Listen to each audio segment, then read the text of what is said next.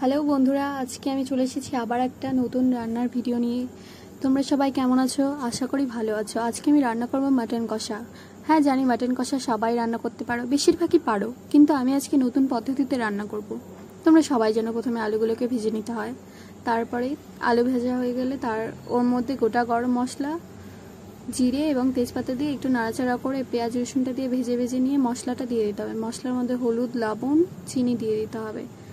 তারপরে একটু নাড়াচাড়া করে মাটনটা দিয়ে কষানোর জন্য জল দিতে হবে। তারপরে কষিয়ে ভালোভাবে কষাতে হবে, কষিয়ে নিয়ে জল দিতে হবে সেদ্ধ হওয়ার জন্য। পরিমাণ মতো জল দিতে হবে যাতে সেদ্ধটা হয়।